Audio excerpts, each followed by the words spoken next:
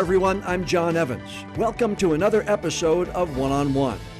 Maureen O'Boyle has told thousands of stories in her almost 40 years of broadcasting. She's told them on local newscasts across the country, including here in Wilmington and now where she works in Charlotte. She's told them on national news magazines like A Current Affair and Extra. But there's one story that Maureen told almost 27 years ago now that is the story that many people remember. That story changed Maureen O'Boyle's life, but it's also changed countless other lives all across the country since then. But that's just one reason why I wanted to have Maureen O'Boyle as my guest. Maureen O'Boyle, anchor, mom, advocate, volunteer, welcome to One-on-One with John Evans. John, it is so good to be here with you and back there in Wilmington on WECT. It's been a long time. It has been. You have worked on both coasts. You have worked in large markets. You have worked in smaller cities. What do you remember about working in this building here where I'm sitting now at 322 Shipyard Boulevard? Oh, wow. I remember it was really hard because I arrived there first as a nightside reporter. So my job was MMJ, as we call it now. I had to shoot the stories, edit the stories, and then turn a package for the late news. Mm-hmm. And I was not that experienced. I think I was 19 years old. And no one asked me how old I was at the time. I had left East Carolina. That's a long story that I'd be happy to share with you as to why I left college. But I was already working in TV while I was in college, and I was teaching my teachers how to use video cameras and edit video when they said East Carolina would not have the mass communication or journalism program. And they said, just if you can get a job, get a job. And this was back in the 80s. And I said, okay, well, I'll give myself 24 hours. And if I can find a job in 24 hours where I get a contract and I have a real legitimate career starter, I will do it. And I did. And that's how I ended up in Wilmington. And it was really hard. It was a hard job for somebody who kind of was thrown into the fire. It wasn't anybody's fault at WECT, but it was a challenge for me to go out there and cover stories and turn packages in a short amount of time. And things are different. You and I are about the same age, and we've come through television starting in those 80s and now into the 2019 year. It's a lot different. I remember carrying cameras with the cables and the decks that slammed off our hips as we walked everywhere. Can you believe what has happened to this industry in the time we've been in it? I actually shoot stories on my phone. Yeah. I edit and shoot stories on my phone now.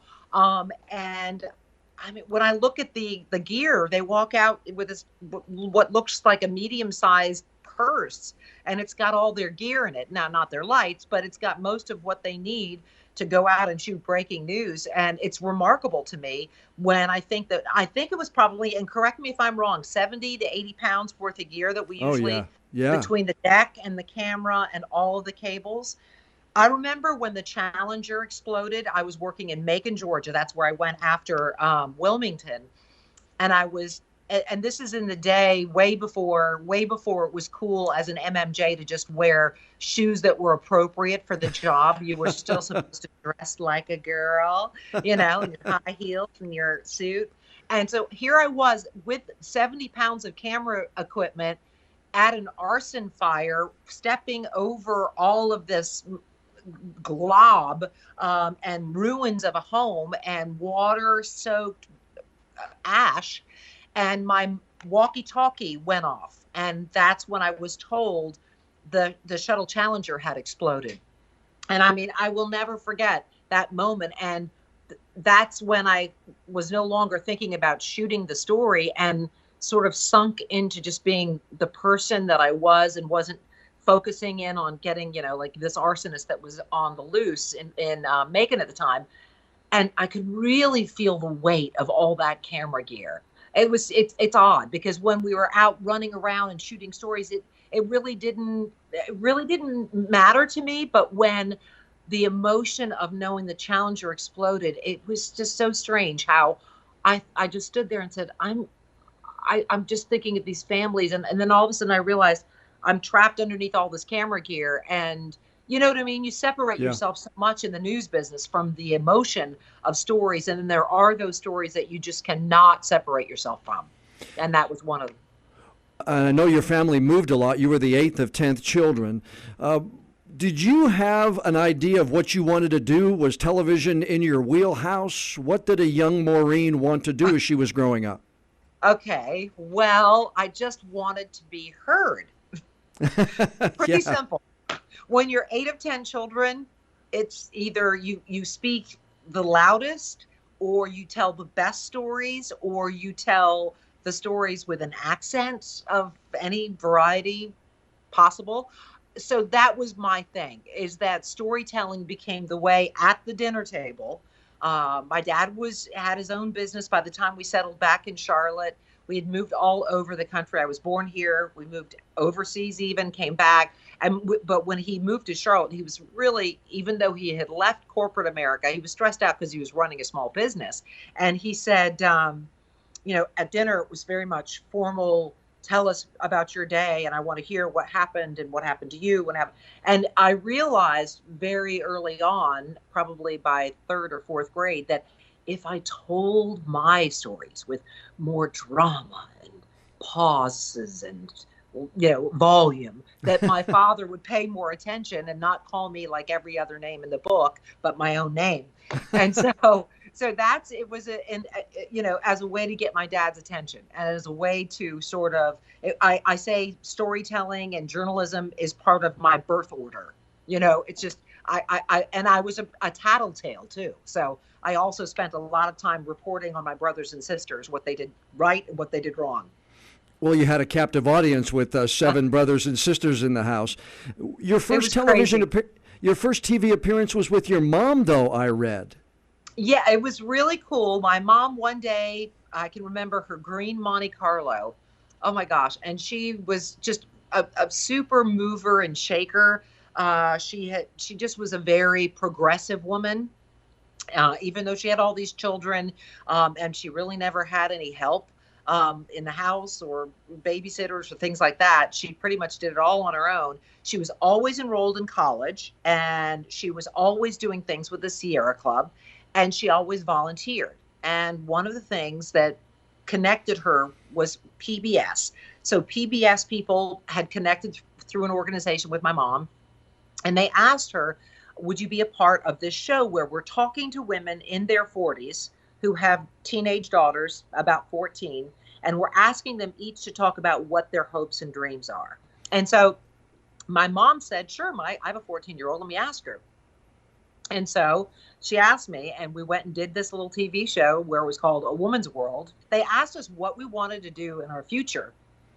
And I said, well, I want to be a businesswoman. I want to travel the world. I'm not quite sure what I want to do, but I definitely don't want to settle down at 19 years old like my mom did and get married and have all these children. I want a very different experience. And my mom said, when the interviewer asked my mom, she said, when you were 14, what did you want? And she said, I wanted to settle down and have a huge family because I only had one sibling. And it was just an interesting observation. It was a television show really just kind of opening the conversation about what are we doing for our daughters to help our daughters achieve these dreams that they have that are very, very different of what we had hoped for at their age. So at the end of this little TV show at the PBS station here in Charlotte, the producer pulled me aside and she said, I don't know what you plan on doing in the business world, but it has to be related to television. I couldn't quite understand what she meant. I was like, I really don't know what you mean. Yeah. And she said, you have to go into television. And she said, you're just a natural communicator. And that I got in the car and I told my mom, and my mom said, wow, that's a huge compliment. I said, wow, I don't really know how to process this. So it took me a while.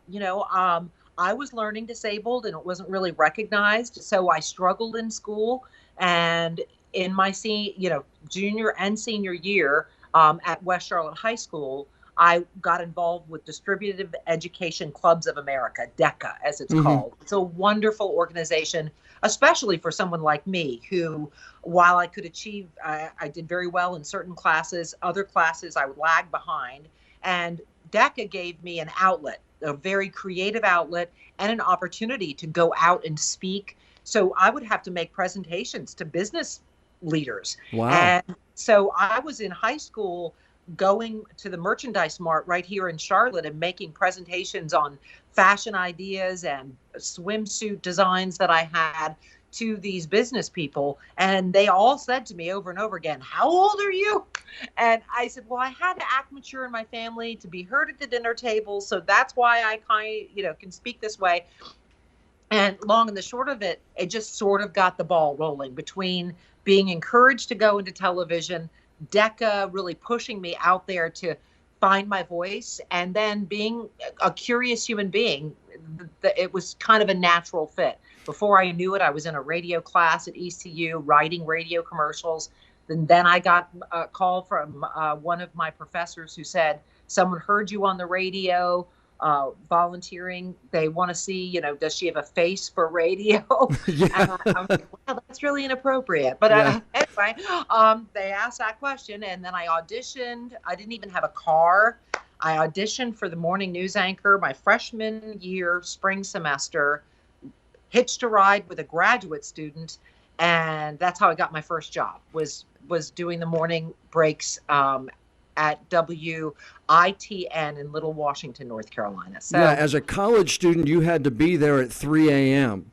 And yes. I imagine, well, number one, that's not good for a social life. But but I imagine at the age of 18, what a great training ground that was, though. Even though it didn't last tremendously long, it had to be a great first step into this business. It was a shock to the system, to say the least, because it was one of those things where I was told, "Yeah, we've got a guy, he'll train you, he'll meet you there, and you'll learn the ropes. It's pretty easy. You're putting together a really miniature newscast. It's only 4 to 5 minutes long." And the guy showed up twice, and then I was basically on TV by myself, doing it all alone. So it was definitely, baptism by fire. And it was great, and it was wonderful. I learned a lot. It was my next job where I really got to flourish, because that job, I really was terrible. And I was trying to juggle, as you mentioned, going to work at 3 o'clock in the morning, rushing 20 miles back to classes at 9.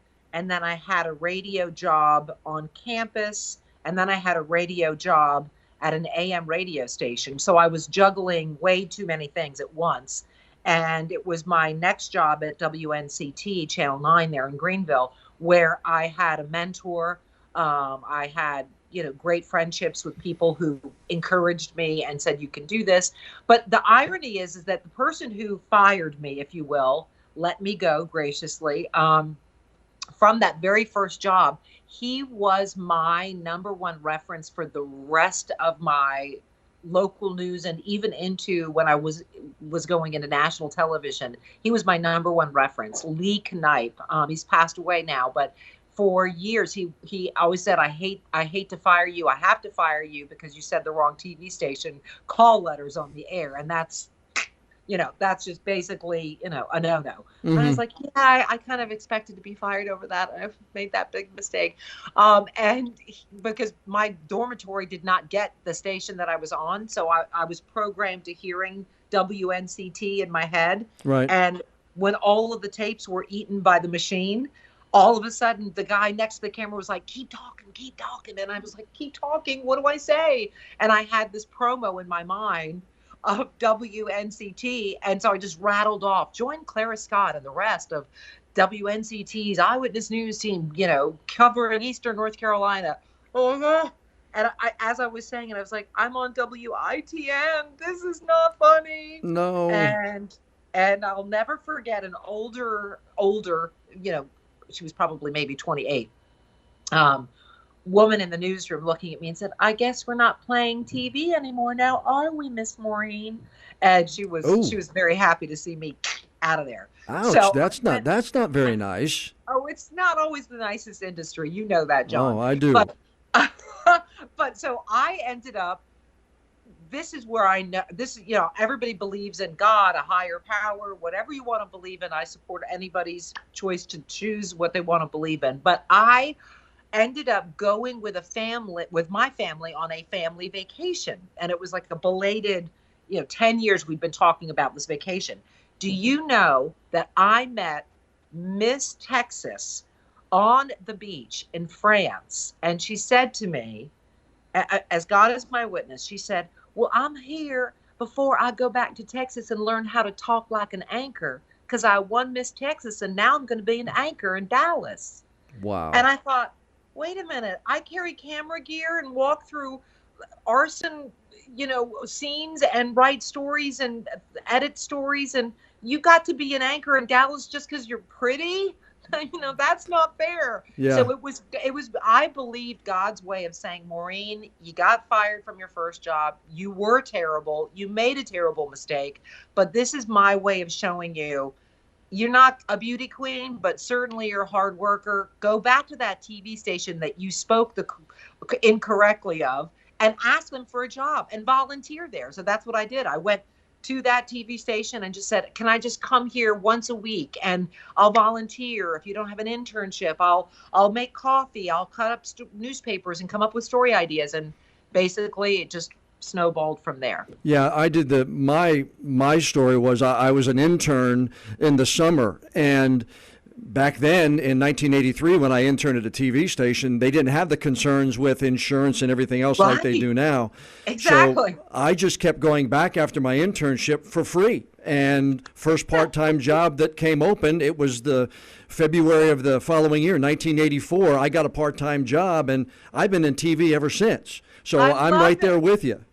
I love it. That's why I always tell every single student that I speak to, get an internship. Because once you've got a foot in the door, we have so many producers here, John, and probably you too, that were once our interns. One of our best on-air reporters now was an intern here at one point. So, nowadays though, it is a little different. You can't work for free or gas money. Yeah. Because I think I got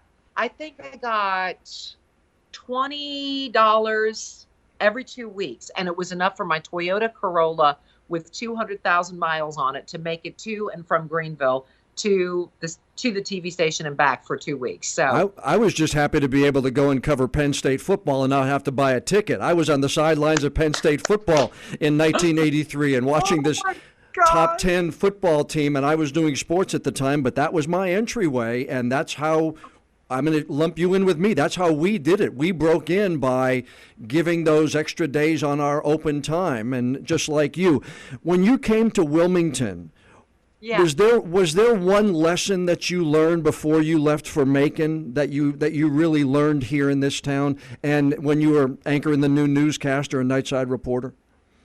Oh, wow. I can't say that there was one lesson that I learned in general. First of all, I loved the people there. I absolutely adored the people. And I was there, John, at a really cool time when the North Carolina Film Institute, as it was called at the time, when Dino De Laurentiis was there and they were making Cat's Eye. And so it was fun. I was able to be an extra in a movie in the behind, way background, and ended up hanging out with some people who were the stars of one of their movies and learning how to cook some cool dishes because I love to cook. So it was a really exciting time to be in Wilmington. Everybody that lived there during that time just reminisces about how fun it was to be there. But it was really WECT and my news director there and coworkers who taught me a lot. I realized that humility was super important. And with humility comes asking for help. There were a lot of times I was crashing a story for the late news in the edit bay, and I really should have stopped and walked out into the newsroom and found someone to help me because there would be like either a jump cut or there would be a black hole for a second, and it was not cool. Mm-hmm. So I learned to ask for help at that station. And then I learned too to make sure everything is in writing, because my next job in Macon, Georgia, I went to, and Tony Villasano was doing nothing wrong when he made me this offer, but he made me this very big, grand offer of a future at this station in Macon, Georgia. And the people in Wilmington said, you got to make your decision. Like you've only been here a short time, and we've elevated you a lot, and we've given you a lot of opportunities. And I didn't get it all in writing. So when I got to Macon, Georgia, it was awful. Yeah. I mean, I went from the dream job, living in the coolest historic apartment complex. Claude Howell, the artist, lived on the top floor. It was a beautiful place right by the fountain there in Wilmington Historic District. And I went from living there, working in this vibrant TV station with all of these veterans as well as young people, awesome behind the scenes crew, to going to Macon, which was great, but I worked from 3 a.m. until 6 p.m. at night. Oh, wow. Uh-huh. And I had nothing in writing when I went there. It was, and this whole big promise of the future, it never materialized. But I was so naive. I just trusted. And Tony was really fair. He didn't do anything wrong. If he's ever out there, he knows that I've never taken anything against him for what he did. He was doing business the way business is done. I should have known, get every last promise in writing, or at least as part of a contract. So I learned to ask for help in Wilmington, and I learned to get it in writing. Yeah, those are two really good lessons. When you moved to Macon, and the unfortunate incident that happened there, I don't want to and would never ask you to replay that. Right. But you have used that and the tragedy that happened to you, yeah, in such a huge way to help so many others. First off, I want to tell you how much I respect you for that. Oh, because it takes somebody of some huge mental fortitude to be able to dig down deep and tell your story like you did. And I want to get into that in a minute. But I've read your account, and you say at one point in time that terrible morning that this happened, that you felt like you were going to die. Yeah, I was told repeatedly I was going to die, yeah. For those of us who have never been that close to thinking that, what was that second or that moment like? Again, I don't want to, and please, if I'm prying too much, please tell me. No, John. I'm happy, and for those people who aren't familiar with my story, because there are some people who don't know, I had been stalked over a year by somebody who had been breaking into my home and actually like living in among my things while I was at work every day. So I had that 3 a.m. to 5:30, 6 p.m. shift in Macon. Yeah. And this stalker, I didn't even know, was in my apartment every day. I would say to people, my coffee mug has moved, or, I can't find something. And they'd say, oh, this is the shift. The shift makes people so tired. You're just abnormal. Everyone's abnormal. So when the assault happened, when I was woken up by James Starling, who's in prison, and he told me he was going to kill me, at that very moment, I'll tell you exactly what I thought. And this is where my faith has always been based on the way God has always been with me, is that at that very moment, I could feel the words coming through from me. They were not my words. And I said, you will not kill me. I will not die here. My nephew was born 3 days ago. There is no way you will kill me. And it completely threw him off guard, because he had everything there to kill me. He had an array of weapons and all kinds of luggage to pack me in. He was going to put me all over the county so nobody could find me. And I know I did not have that ability to come up with that in that very moment. I know it was God. And I screamed, of course, before those words came out of my mouth. I shrieked. I don't even think it was an audible scream. There's a scream that can happen, and if anybody's watching who's been through a traumatic experience, even a car crash, sometimes you think you scream, but you really nothing is coming out. Yeah. Because my neighbors later told me they never heard the screams. Um, so what I, and thank you for saying that you appreciate me coming forward. What I decided after living through that and after helping the police catch him, which took a lot of work, and thank God my mother had a criminal justice degree, and we really worked hard to track down who this man was through lots of interviews with other rape victims. We just started putting the pieces together. We realized he was a serial rapist who had been hurting women since he was 14 years old. So we were able to find out who he was. We were able to get him arrested. He confessed to everything. Thank God there was no real trial. But the only reason why I ever went public is I really never had intended to be honest with you, because I was single. I was 24 years old at the time I got my first national TV show, and someone outed the story. They sold it to one of the tabloids. Really? And I had been in the ladies' room of the office building that we housed our show in, and I was crying to someone saying it's the anniversary of this bad thing that happened to me, and it's always it's a hard day for me. And she said, "What was it? What happened?" And I told her, and I didn't know someone else was in the ladies' room at the time, and that person then sold the story. So. And as bad as that sounds, that was also God's work, because God completely knew that by the story coming out, it would force me, one, to confront the devil in the experience and the way that experience was controlling my life. And it would also give me an opportunity to give voice to all those women who have suffered sexual assault, child molestation, stalking, post-traumatic stress disorder, who've never dealt with it. So as horrible as that was, and as horrible as the whole obvious experience was horrific, I was forced by that woman selling my story to get deeper therapy, to work harder on getting through it, and to find a voice to help others, And so I see everything like there's a term in many different 12-step programs where they say God never gives you more than you can handle. And preachers use it.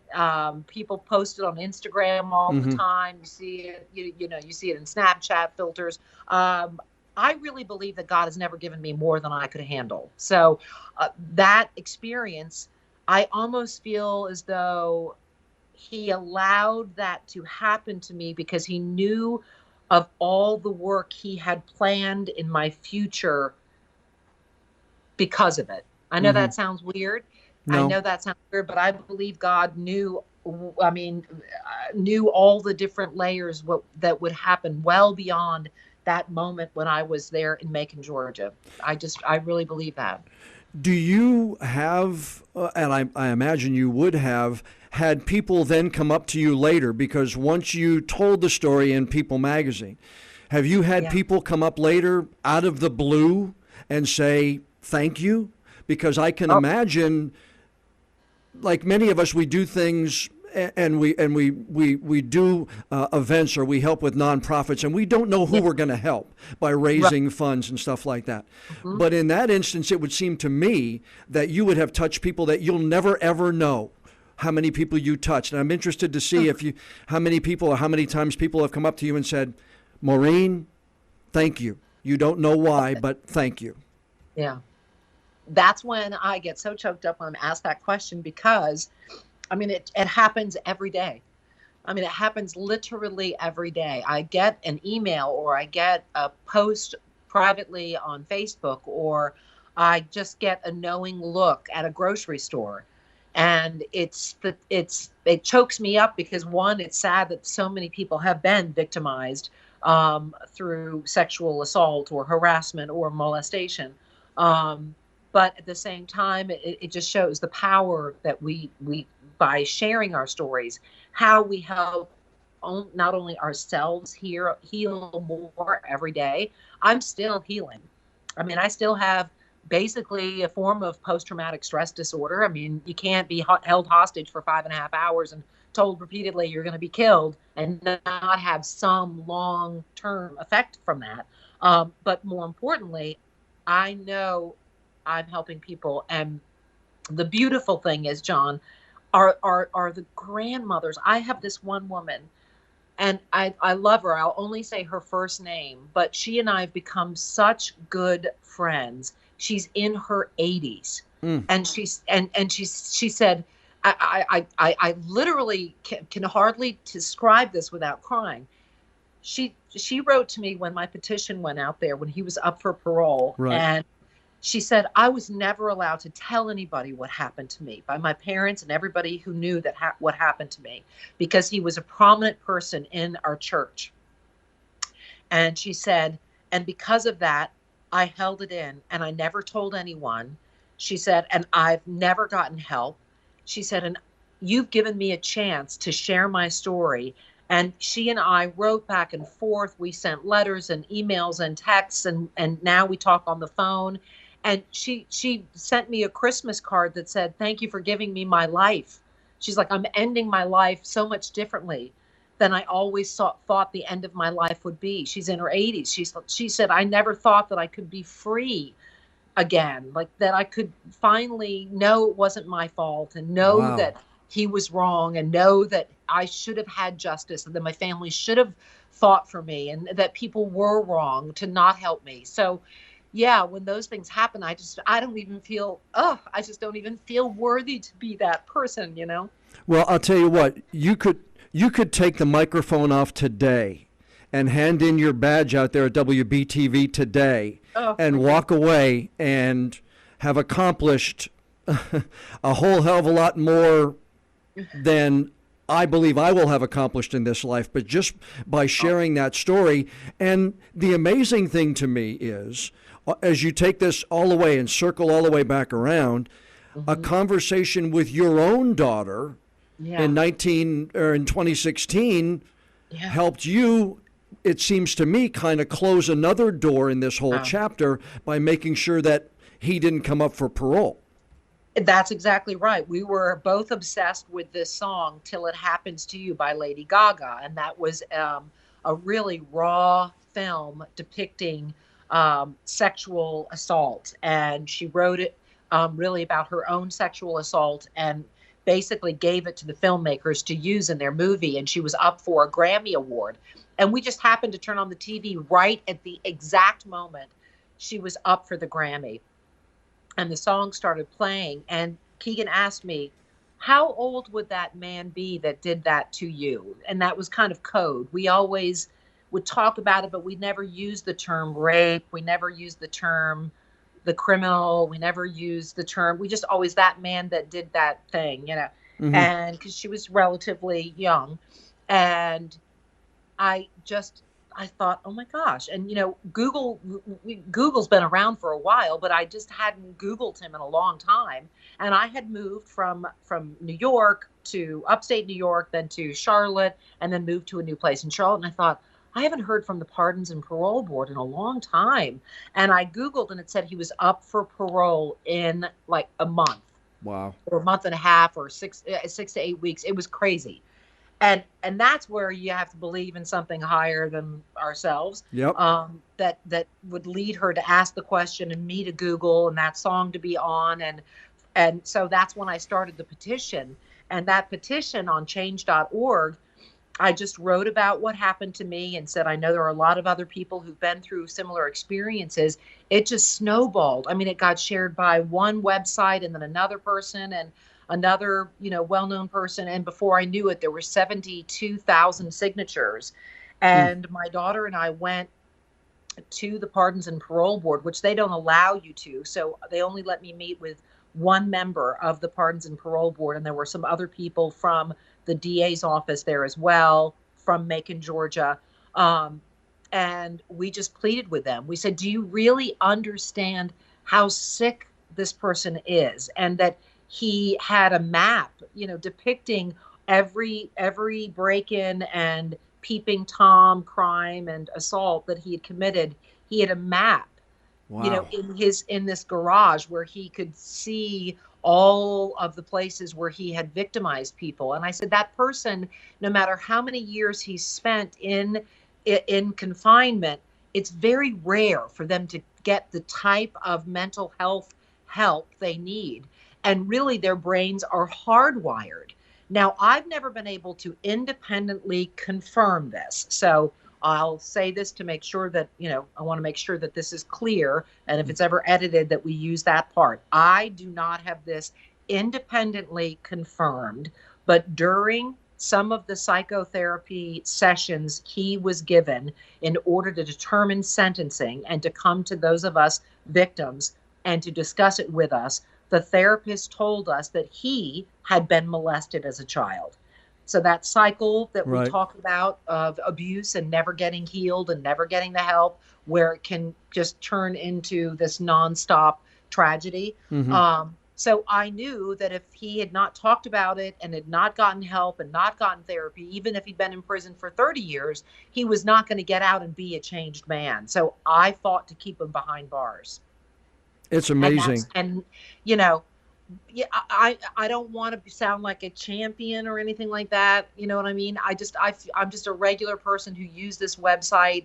I happen to have a TV job, so that sort of helped. But more than anything, the stories that came from it of people who said, I never got any justice. My rapist was never caught. The man who assaulted me as a child never faced the justice system. That healing process was probably greater than keeping him behind bars. Yeah. You know what I mean? No, sure. Yeah. But I also think, and again, I'm going to salute you here, is that you put the raw video on of the day you got the phone call, and I've seen the raw video of the day you got the phone call, and even with your arm in the sling, and I noticed that day too. Yeah. I don't know what had happened. I don't know if that was broken it working out. Yeah, sports injury from what I was told. Yes. But, it for those of us who do work in this industry where, the ego takes over sometimes and you want to look good, to post yourself online crying when you get that kind of news, it takes guts. It takes guts to be able to do something like that. And again, it's part of the high respect that I hold for you, in that you're able and willing to do that. John, I think a lot of people would be willing to do it if we didn't have so much shame associated with it.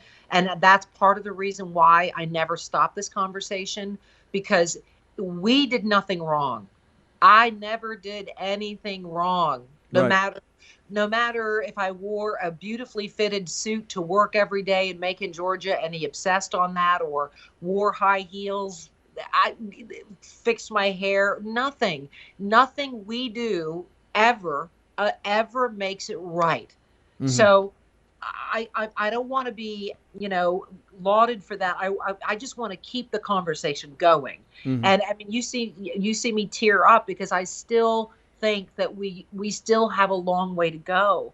We're not there yet. We still have to make sure that we are. And I appreciate you so much. I mean, I know that we just talked about getting to know each other, and I didn't, I figured maybe we would come to this conversation. And if this is all the only part that you use, I thank you for using it, because I want this conversation to keep going. Right. I know that my healing, it's made better every day by others who are survivors who say they too are healing. I had a very well-known sheriff in our 22 county DMI, as we call it in television. Mm-hmm. I had a sheriff reach out to me and say he was molested. And he cried on the phone to me and said, "Can you believe here I am? I'm running this huge department and I've never told anyone." Yeah. You know what I mean? So we need to take away the shame from victims and stop making them feel like, ooh. And I left Macon, Georgia, to go to Spokane, Washington, the day he was put behind bars. But I walked into my bank that was right around the corner from my TV station, and two women who were tellers, and they probably have had some pretty rough experiences in life for doing this. They actually said, "There's that anchor that was raped as I walked in, and every single person in line turned and looked at me and looked up and down at me. And I called a headhunter and I said, can you get me out of Macon, Georgia in 24 hours? And he got me a job in Spokane, Washington, and I left in 24 hours. Man. I mean, I was treated like I was a bad guy. And I said, no way. And that's one of the reasons why I will not stop talking about why we have to take the shame away from the victims and put it on the criminals. You have been very gracious with your time today. There's one topic that I want to talk to you about. I want to go a little bit different. You went out to and did a current affair for a while, and number one, doing local news to a national program. What was that transition like for you? And I want to get into the side topic here in a second, but I'd like to know, for those of us who have been in local news for in my entire career, was there a oh my goodness, I don't know if I can do this moment early on in this whole process? Well, I mean, first of all, I was overwhelmed because I had to turn 7-minute packages in 2 days. So it was a news magazine. So I had to fly all over the country, shoot a story, and make a 7-minute story, which we're used to a minute 30, in 48 hours. So that was difficult. But every single story that we did in the beginning, when I first went there, when the show first debuted, it was a local story somewhere. So every single story had its roots in local news, and that's how we found out about it. So it wasn't at that time a celebrity-driven show. We weren't talking about Michael Jackson. We weren't talking about O.J. Simpson. That, of course, became a news event when O.J. Simpson was driving the Bronco. I was no longer there by then. But every single story. So it's funny, when you go to YouTube and you Google many of the stories, or, Maureen O'Boyle, a current affair, almost every single story, it was a news story on a newscast in a local market. Now, we used music. We used recreations of, like, scene setting recreations, which was at the time unheard of. So that's what the talk was about. There was a lot of conversation about, they're recreating scenes. Well, that's done every single day now on news magazines, from 48 Hours to Dateline. And even in local news now, we show money exchanging hands that our photographers shoot to a reporter, exchanging hands, and that's a recreation of somebody paying someone at a scene, which it really didn't. You know what I mean? Sure. So it was difficult because the work was different in that it was a long format, but I was still telling local stories. So that part of it was not that different. When I became the anchor, that was very different, because the anchor on that show, obviously I took over for Maury Povich. The anchor on that show, it was the anchor's job to be the one that was the real drama of each intro and outro, and they wanted me to be more like Maury, and I can't be Maury. I'm Maureen. We have the same first three, 4 letters of our names, but that's it. But so it was a big transition in that I had to anchor very differently. But I was part of a transition, that really happened, that changed the face of television. Some would say for the worse, some would say for the better. Well, that's where I wanted to go, is that, when people ask me when TV news kind of changed, there's a couple of different places. A, when CNN came on, when headline news came on. But to me, A Current Affair was one of those real foundations that split it, because it looked like a newscast. It looked like a national newscast with a newscaster on a news set. But unlike when you started, when those stories were ingrained in local news, then it started to do the stories that were never really mentioned on network news. And it kind of took the industry a different way, good or bad, whatever you want to say. Right. But that's what I point to when people ask me, John, when do you think television news changed? To me, CNN, and then headline news, and then to me it was A Current Affair. Your thoughts? Yeah, it was when we could hold up someone like Jim Baker and say, okay, here's a man who's made millions upon millions upon millions of dollars. when he was getting the money from sweet little ladies who believed in him, like my grandmother, and finding out that he was living this really over the top, lavish lifestyle and living a double life, really. So those types of stories were some of the stories that we did that put us on the map. It was definitely the PTL scandal, Jessica Hahn, of course. The irony is that you think about the Tanya Harding stories and the ice skating rivalry. Mm-hmm. That was on the network news within a week of it happening, because we realized there was that hit. It was much deeper than just an accident. We covered it from the very beginning because we had word that it wasn't an accident. So I don't know. I don't feel. I know that every single night on this newscast, for this TV station, and for this company, we focus on a motto that we live by in every aspect of our newscast, which is on your side. And we look at stories for their value. We had a story that went viral yesterday where this group of teenagers is seen gathering around a man at the Asheville Mall, shared millions of times on YouTube and Facebook, and viewed millions of times. We never showed that video because we asked ourselves, is this video valuable to the story? No.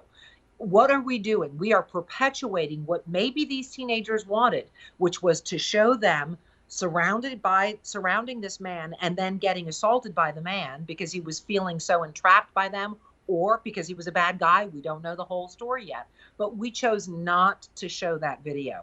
So I feel very grateful that I'm working in a position and at a television station where the values of our station are so strong that we're not just showing videos and just showing stories to get viewers. We're really committed to enlightening people and making their lives better.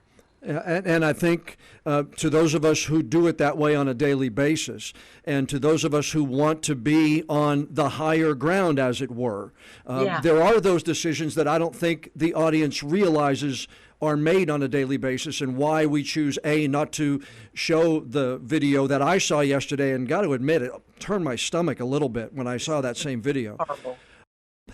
You had success at A Current Affair. You were at Extra. You had your own show for a while. And then you got out when your daughter was born. Yes. Was it that got you out, and then what got you back in? Because you took a little hiatus from anchoring and from television and from journalism. John, it's hysterical because when you say I took a little hiatus, I took a little hiatus into a little house. I moved into a 1,000 square foot, 110-year-old log cabin on 28 acres where we had bear, where we had deer, we had muskrats in our pond. It was an amazing life. It was a great place to raise my daughter and to allow her creativity to flourish as a toddler. I mean, she was painting. It was beautiful. It was the most fabulous time of my life. And now when I talk to her about it, and she's like, I really don't remember that. I'm like, what? Wait a minute, you don't remember it? And she's like, no, I don't really remember it. I remember it from the pictures. I'm like, well, it's that cup that I filled up, that all the love that I gave you and the encouragement that I gave you to be yourself and to be creative. That's in you. And that came from that time when I was focused only on you and not my career. So it's in you. You just don't remember it. Mm-hmm. I just got to a point where I was in the rat race in LA. It was never my style. I wasn't aggressive, and I wasn't plotting my future. And my agent was saying, you're just not this kind of girl. You're not set out. You're not cut out for this business. The way you if you were, you would have already had a production company. You would have a publicist. You would have an entourage wherever you went. You would be going to all these Hollywood parties. I never went out.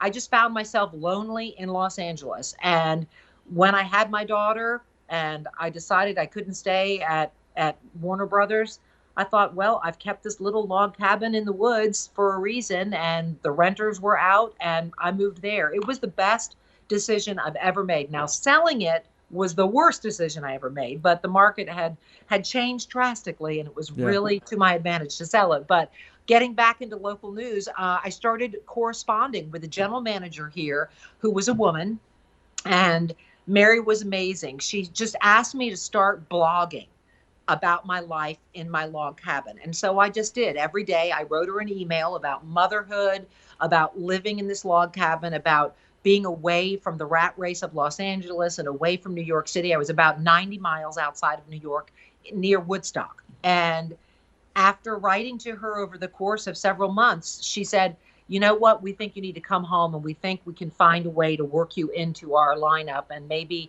give you a job anchoring. So I came here really not knowing what my job was going to be, but it was just wonderful to know that I was going to be able to have my daughter with her 16 nieces, cousins, my nieces and nephews, and my mom and dad were both alive at the time, and all of my brothers and sisters. And in New York, we didn't have that. So I was able to, she was baptized in the same church that I was baptized in. So, Oh, that's you know, that's awesome that you were able to come home like that and be yeah, able to do that in your hometown.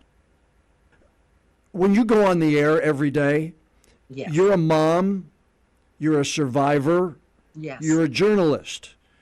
Is there one that comes through more than any other? Mm, wow, that's tough.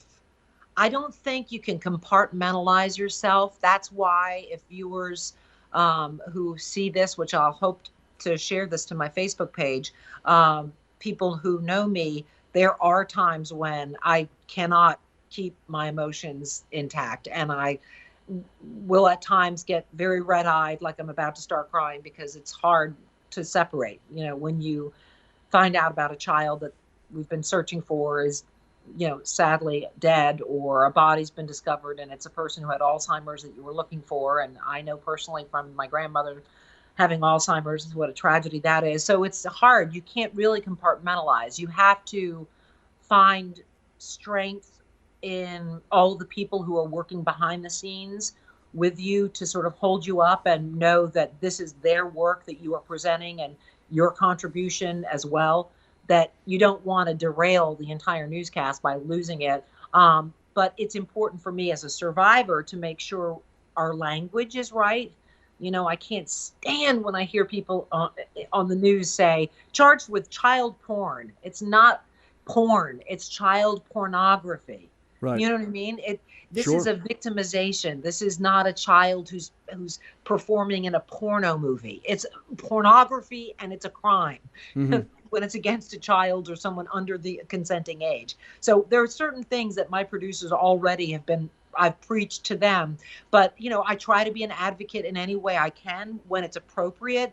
But I can't really compartmentalize all of those things. They come out, they come out in me. Like we had a segment the other night in which my meteorologist, our chief meteorologist, who was adopted, who does a series on adoption, surprised me on the air with the number of kids who've been adopted since we started the series. And I just started bawling on TV because he surprised me.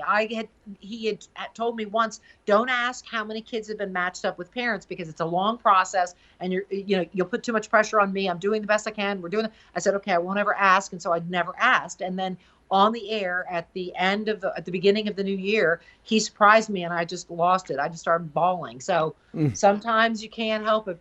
Just be who you are, Yeah, I've got the, I there are some that, being a dad with two daughters, whenever a young female is victimized, it registers in the back. My wife's a breast cancer survivor. Whenever we do breast cancer stories, I've got a nephew who is autistic, who, whenever we do stories about autism, I want to make sure that same thing happens. So we have I don't think sometimes they think we're robotic on the air and that we don't have those feelings, but there are some of those stories that register a little bit deeper than others. And I wanted to run that by you because I know that, as a mom, as a survivor, but also as a journalist with high standards, you've got these things that play in your mind with every story that you deliver every day.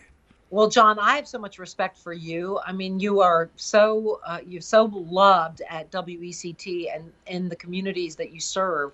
And I'm just honored that you took time to talk to me. I feel humbled and just really my hat's off to you because you're just really a legend. You're younger than me, I think. So technically, am I allowed to call you a legend? Yeah, I think so. I once interviewed an all-star center fielder for the Phillies that he said I'd rather be called an institution before they put me in one, and I've kind of kept that. There are two questions I ask everybody on this podcast. Okay. It's been a good day when blank. I can deliver a pot of homemade chicken soup to my mother who has pneumonia today. Oh, wow. Well, best to your mom. We want to make sure she gets better. I don't like it when blank. I am critical of myself instead of showing myself self-love and self-care. Are you hard on yourself? Yeah, I'm pretty hard on myself. Yeah, that's a downside to me. I don't have the most confidence at times, and I need to work on that. And usually there's an equation that helps that, and that part of that equation is my physical fitness routine is on point. My charity work is on point. My writing is on point. My family time is on point, and those have been a little bit out of whack through the holidays. So right now I've been a little bit more critical of myself just because I'm not doing all of the things that I like to have in my schedule to make me feel really good about myself. But I'm working on it.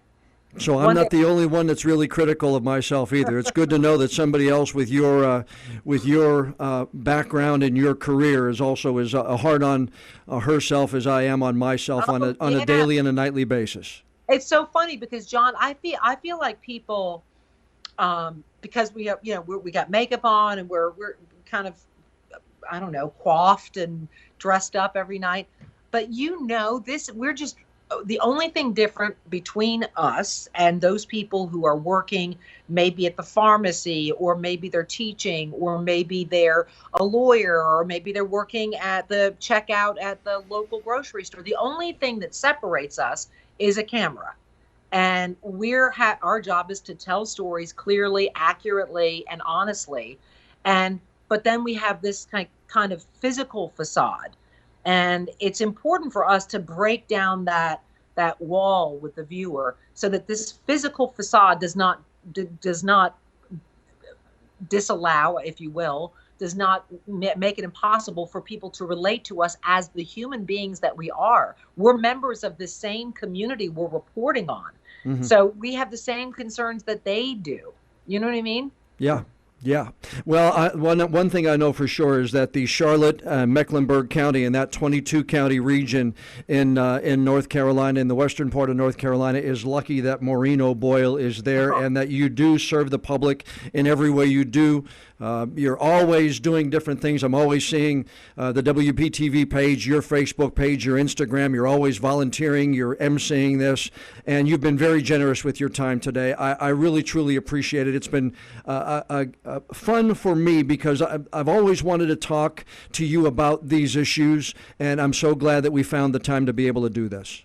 Oh, well, thank you, John, and continued wellness to your wife. I'm so happy that she's a survivor, and I know you've got to be proud of your daughters, and I hope they shoot for the stars and realize all of their dreams. I'm sure with a dad like you, they will. Maureen, thanks for taking the time today and being on the podcast. Okay, thank you. A big thank you to Maureen O'Boyle for taking some time today for the podcast interview. She is a classy lady and one of the best in this business. If you'd like to get a hold of her, one way to do it is go to WBTV.com. That's the station where she works in Charlotte. Her email address is on that website, but she's also very active on Facebook and Instagram as well. Before we go, I'd like to ask you to please rate and review our podcast. I really would like to know what you think of the podcast episodes we do. And the more ratings and reviews we get, the more listeners we'll be able to get on all of our podcast apps. I'm John Evans. Thanks so much for joining us for this week's episode of One on One.